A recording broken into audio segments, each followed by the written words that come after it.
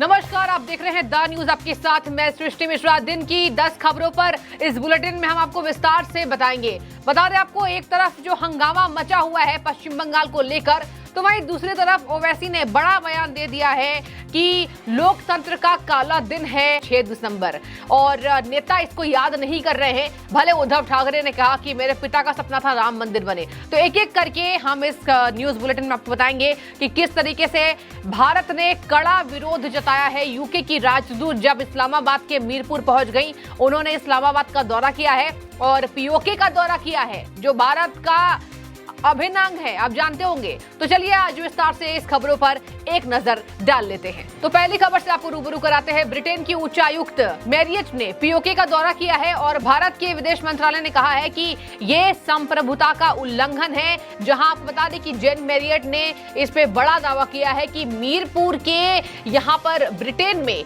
कई ऐसे लोग रहते हैं जिसकी वजह से हमें आपसी संवाद करना जरूरी था और इसी वजह से मैंने एक अधिकारी के साथ इसका दौरा किया है। मुझे इस दौरे पे कोई गलत बात नहीं लगती है। और बता दें, इसी बात को लेकर आपत्तिजनक तरीके से इस यात्रा को भारत ने लिया है। भारत के विदेश मंत्रालय ने कह दिया कि भारत की संप्रभुता और क्षेत्रीय अखंडता का ऐसा उल्लंघन भारत स्वीकार नहीं करेगा। वो भी पीओके, जिसको लेकर भारत सरकार लगातार रणनीति बना रही है। आपको बता दें, पीओके के लोग भारत में आना चाहते हैं, ऐसा हमने रिपोर्ट्स में देखा है और इसी को लेकर भारत सरकार दिन प्रतिदिन मेहनत कर रही है। और यहाँ ब्रिटेन उच्चायुक्त का जाना, ब्रिटेन की राजदूत का वहां जाना भारत को कतई ठीक नहीं लगा है और भारत ने वहां ब्रिटेन उच्चायुक्त के सामने इसका कड़ा विरोध किया हुआ है। दूसरी बड़ी खबर पश्चिम बंगाल से। बता दें आपको कि पश्चिम बंगाल में टीएमसी की नेता प्रमुख ममता बनर्जी ने कई ऐसे अहम वादे तो कर दिए, लेकिन आपको जानकर हैरानी होगी कि 10 बड़े गंदे शहरों में पश्चिम बंगाल के ही, मतलब एक ही राज्य से 10 शहर ऐसे हैं जो कि गंदगी में अव्वल दर्जे पर है। बता दें आपको कि पश्चिम बंगाल का हावड़ा से लेकर के आसनसोल तक गंदा है और जिसकी गंदगी का जो स्तर है वो 1000 के पार कर गया है, लेकिन पश्चिम बंगाल में सरकार इसकी कहीं ना कहीं जिम्मेदारी नहीं ले रही है। और इसी के तहत आपको एक बार मैं शहरों के नाम बता दूंगी। पश्चिम बंगाल का हावड़ा भारत का सबसे गंदा शहर है, जहां पर पश्चिम बंगाल के एक ही राज्य से 10 शहर गंदे हैं। मतलब समझ जाइए, भारत में जहां पर उज्जैन को यहाँ पर सबसे साफ बताया गया है और वहीं गुजरात को भी साफ बताया गया है। गुजरात के सूरत को सफाई के दक्षता पर सबसे अव्वल दर्जे का बताया गया है। तो सुनिए, यहाँ पश्चिम बंगाल में ममता बनर्जी के शासनकाल में इनके 10 शहर सबसे ज्यादा गंदे हैं। एक बार नाम मैं पढ़ना चाहूंगी: कल्याणी, मध्यग्राम, कृष्णानगर, आसनसोल, रिश्रा, विधाननगर, कांचरापारा, कोलकाता और भाटपारा। तीसरी बड़ी खबर पश्चिम बंगाल से। ये बता दें आपको, पश्चिम बंगाल में साधुओं के साथ मारपीट का मामला सामने आया है, जहां पर गंगा सागर डुबकी लगाने मकर संक्रांति के अवसर पर गए साधुओं के साथ मॉब लिंचिंग की घटना हुई है। पूरी ममता सरकार सवालों के घेरे में है। बीजेपी कह रही है कि पश्चिम बंगाल में हिंदू होना क्राइम हो गया है और वहीं इसको लेकर सोशल मीडिया पर तमाम वीडियोस वायरल हो रही है। बता दें आपको, इस घटना के तुरंत बाद बीजेपी के नेता ने उन साधुओं से मुलाकात की, उनको उचित सम्मान दिया। उन साधुओं ने बताया कि अपहरण के शक पे उन्हें पीटा गया और वहां की पश्चिम बंगाल की पुलिस ने कुछ नहीं की। ये पहली बार नहीं है जब बीजेपी ने ऐसे कड़े विरोध पश्चिम बंगाल सरकार पर जताए हैं। बता दें आपको, पश्चिम बंगाल में जहां पर इनके शेख शाहजहां टीएमसी का नेता फरार है, तो वहीं बीजेपी ये कह रही है कि साधुओं को पीटा जा रहा है। भगवा रंग से ही ममता को चिढ़ है और यही वजह है कि राम मंदिर के मुख्य विचारी आचार्य सत्येंद्र दास ने कहा ममता बनर्जी मुमताज खान है। चौथी बड़ी खबर कांग्रेस के लीडर शशि थरूर से जुड़ी हुई है। बता दें आपको, शशि थरूर ने राम मंदिर को लेकर बड़ा बयान दे दिया है। शशि थरूर का कहना है कि अयोध्या को लेकर राजनीति की जा रही है और बीजेपी इसको लेकर राजनीति कर रही है। हम प्राण प्रतिष्ठा के बाद अवश्य जाएंगे, हम विरोधी नहीं है, लेकिन बीजेपी इसको कैश कर रही है। हम राम मंदिर और काशी विश्वनाथ भी मैं जाऊंगा, मैं हिंदू होने के नाते काशी विश्वनाथ भी जाऊंगा और राम मंदिर के दर्शन भी करूंगा, लेकिन ये कतई गलत है जो बीजेपी लगातार ये बात फैलाने की कोशिश कर रही है। और पांचवी बड़ी खबर से आपको रूबरू कराते हैं। झारखंड के मुख्यमंत्री हेमंत सोरेन को ईडी का समन भेजने का जो रिकॉर्ड है वो टूट गया है। 8वीं बार हेमंत सोरेन को तलब किया गया है। बड़ी खबर इस वक्त की आप देख रहे हैं।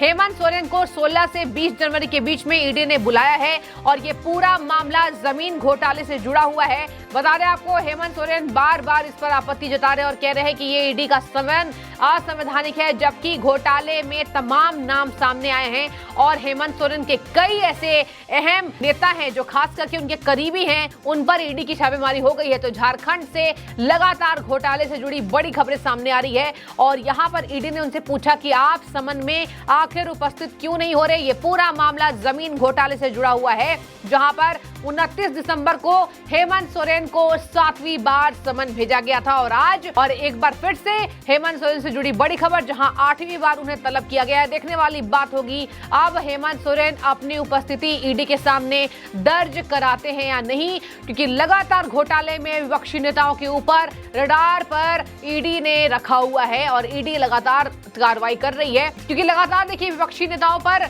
घोटाले की जांच हो रही है और कई ऐसे नेताओं के नाम सामने आ रहे हैं। झारखंड से आपने देखा होगा किस तरीके से लगातार बड़े बड़े घोटाले हुए हैं और इसी के बाद अब हेमंत सोरेन के ऊपर सारी जो यहाँ पर तलवार है वो लटक चुकी है। देखने वाली बात होगी हेमंत सोरेन ईडी के 8वें समन पर जाते हैं या नहीं। अब अपने पक्ष में हेमंत सोरेन क्या बोलते नजर आएंगे। और दिन की छठी खबर से आपको रूबरू कराते हैं। कांग्रेस के अध्यक्ष मल्लिकार्जुन खड़गे ने बड़ा बयान दिया है। उन्होंने कहा है कि हम भारत जोड़ो यात्रा में इंडिया गठबंधन के सभी राजनीतिक दलों को इन्वाइट करना चाहते हैं ताकि वो भारत जोड़ो यात्रा को आगे बढ़ाएं, इसको लेकर तमाम लोगों तक जुड़े। बता दें आपको भारत जोड़ो यात्रा की शुरुआत यहां पर होने वाली है और जिस तरीके से राहुल गांधी यहां पर वापस से एक्टिव होते दिखाई देंगे, पूरे कांग्रेस की ये तैयारी है कि सभी 28 राजनीतिक दल मिलकर कांग्रेस का सपोर्ट करे। लेकिन आपको जानकर हैरानी होगी कि भारत जोड़ो यात्रा को खुद ममता बनर्जी कई बार इनकार कर चुकी है और ममता बनर्जी ने इसको लेकर बयान भी दिया था कि राहुल गांधी और पूरी कांग्रेस की लॉबी ये ना समझे कि मुख्य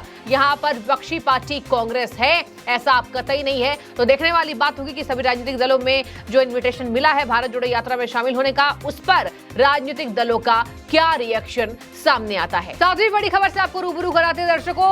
असदुद्दीन ओवैसी का बड़ा बयान 6 दिसंबर को लेकर आया है। उन्होंने कहा है कि 6 दिसंबर को लोकतंत्र का काला दिन है, जब बाबरी मस्जिद के साथ ये हुआ था। और आज के नेता ये कह रहे हैं, जैसे उद्धव ठाकरे ने बयान दिया कि उनके पिता का सपना था कि अयोध्या में भव्य राम मंदिर बने, तो आज ये हो रहा है। लेकिन कोई भी नेता बाबरी मस्जिद के रूप में अपना बयान दर्ज नहीं करा रहा है। असदुद्दीन ओवैसी ने कहा कि अयोध्या के राम मंदिर और पुरानी मस्जिद को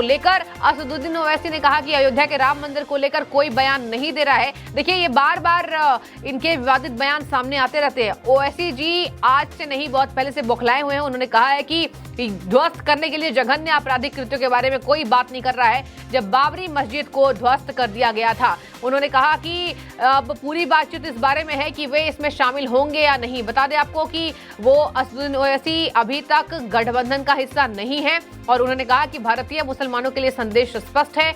आज के भारत में हमसे अपनी औकात जानने की अपेक्षा की जाती है, हमसे चुपचाप सहमति जताने की उम्मीद की जाती है। तो असदुद्दीन ओवैसी लगातार अयोध्या को लेकर हमलेवार रहते हैं। 8वीं बड़ी खबर से रूबरू कराते हैं। प्रधानमंत्री का शुरू हो चुका अनुष्ठान का दिन। बता दें आपको अयोध्या मंदिर के लिए प्रधानमंत्री 11 दिन के अनुष्ठान पर हैं और ये घोर तपस्या है, ये कड़ी मेहनत है, ये कड़ी तपस्या है, जब भारत के प्रधानमंत्री राम मंदिर को लेकर एक अपने अलग अवतार में नजर आएंगे। उन्होंने कल आपको बता दें ऑडियो संदेश में ये कहा भी था कि मन विभोर हुआ है, मन विह्वल है और जिस तरीके से मैं जो महसूस कर रहा हूं उसको शब्दों में बता पाना मुश्किल है कि मुझे किस तरीके की अनुभूति हो रही है। बता दें आपको भले प्राण प्रतिष्ठा का कार्यक्रम केवल 1 मिनट का होगा, लेकिन भारत के प्रधानमंत्री इसको लेकर पूरे तत्पर दिखाई दे रहे हैं। इसमें सात्विक भोजन से लेकर नींद त्यागना सब इस अनुष्ठान के अंदर आता है। तो देखने वाली बात होगी 11 दिनों का ये विशेष अनुष्ठान भारत के प्रधानमंत्री कैसे करते नजर आएंगे। और एक और बड़ी खबर सुन लीजिए। देखिए इंडिया गठबंधन के जो अध्यक्ष हैं वो मल्लिकार्जुन खड़गे बना दिए गए हैं। नीतीश कुमार की न जाने क्या इसमें राजनीति झलक रही है। उन्होंने साफ इनकार कर दिया है कि मुझे गठबंधन के अध्यक्ष नहीं बनना है, मुझे इस पद को लेकर कोई दिलचस्पी नहीं है। और उन्होंने ये भी कहा कि कांग्रेस का अगर अध्यक्ष बनता है तो ये सही होगा। बता दें आपको इसमें एक और एंगल जोड़ा जा रहा है। इसमें यह एंगल जोड़ा जा रहा है कि क्या नीतीश कुमार अपने मुख्यमंत्री की कुर्सी को लेकर ये इतना उन्होंने जताया क्योंकि मुख्यमंत्री जानते हैं कि गठबंधन का कुछ नहीं होने वाला है, और पता चले कि मैं इधर अध्यक्ष बन गया और मुख्यमंत्री बतौर उस तरीके से सर्व नहीं करना और तेजस्वी यादव को चांस दे देना, इससे ही लालू प्रसाद यादव की राजनीति बनी हुई भी थी नीतीश कुमार के साथ। तो नीतीश कुमार ने एक बार और चौंका दिया है और इंडिया गठबंधन का अध्यक्ष मल्लिकार्जुन खड़गे को बना दिया गया है। और इसी बीच ममता बनर्जी पर जमकर घिरे अधीर रंजन चौधरी ने कहा ममता बनर्जी बेईमान है, घमंडी है, जिन्होंने राजनीति सिखाई यानी सोनिया राजीव ने, उनके साथ ही वो नहीं है। ममता बनर्जी ने नीतीश कुमार के संयोजक बनने से वो नाराज थी, लेकिन अब खड़गे नीतीश कुमार को छोड़ करके यहाँ आपको बता दें अध्यक्ष बन चुके हैं। और दिन की अंतिम बड़ी खबर से आपको रूबरू कराते हैं। शराब घोटाले में अरविंद केजरीवाल को चौथी बार समन जारी किया गया है, इस वक्त की बड़ी खबर। और देखिए यहाँ पर शराब घोटाले में केजरीवाल को तलब किया गया है, ये चौथी बार होगा जब शराब घोटाले में केजरीवाल को बुलाया गया है। 3 बार नहीं गए हैं, अब चौथी बार। अब क्या बहाने देते हैं देखने वाली बात होगी। लगातार ये कह रहे हैं कि मुझे जो समन भेजा जा रहा है वो असंवैधानिक है। बता दें आपको कि 18 जनवरी को पेश होने के लिए केजरीवाल को ईडी ने कह दिया है, और अब अगर केजरीवाल पेश नहीं होते हैं तो उनकी गिरफ्तारी भी तय हो जाएगी। इसी को लेकर आम आदमी पार्टी के नेताओं का लगातार बयान सामने आता रहता है कि यहाँ पर केजरीवाल की गिरफ्तारी हो सकती है, केंद्र सरकार उनके पीछे पड़ गई, जबकि ऐसा नहीं है। शराब घोटाले में कई ऐसे अहम सबूतों के मिलने के बाद ईडी की यह कार्रवाई हमें देखने को मिल रही है। तो फिलहाल इस बुलेटिन में इतना ही। ये 10 बड़ी खबरें थी, अब आप एक एक करके इस खबरों पर नजर डालिए और जरूर अपना कमेंट बताइए कि आपको ये खबर कैसी लगी। बहुत शुक्रिया।